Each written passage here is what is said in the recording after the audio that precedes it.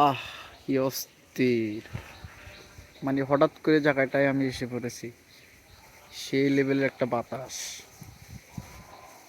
মানে এক কথায় অসাধারণ একটা প্লেসে।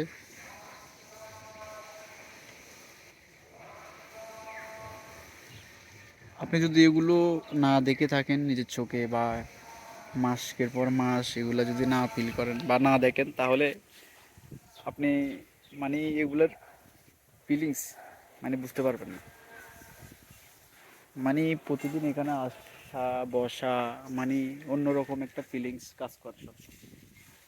তো আমি সবসময় এখানে এই গাছটার সাথে দাঁড়িয়ে থাকি এভাবে ডেলান দিয়ে।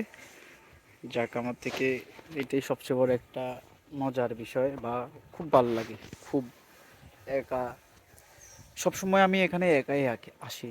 আমার মানে বুঝার ক্ষমতা হয়েছে, বা আমার বয়স যে সময় 16 কি 17 বা 15 এরকমই, তখনই থেকে আমি এরকম নিরিবিলি প্লেসে আসি বসি। সেটা অন্য জায়গায় হোক, বা মানে আমি একাই ফিল করি।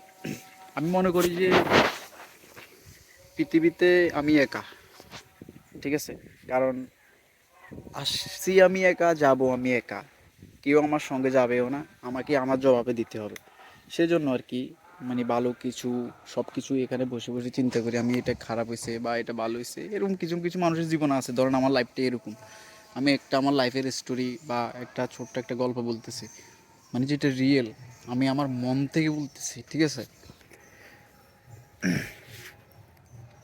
মানে এখানে বসে বসে অনেক কিছু ভাবি আমি, জীবনের আনাচে কোন আছে, কি করতে হবে না করতে হবে। আমি এখানে এভাবে আমি বসে বসে বা দাঁড়িয়ে দাঁড়িয়ে 2-3 ঘন্টা 3 ঘন্টা কাটিয়ে ফেলি, মোবাইল টিপে বা এমনি অনেক দৃশ্য দেখতে, পাখির আওয়াজ, মানে এগুলো ফিল করি।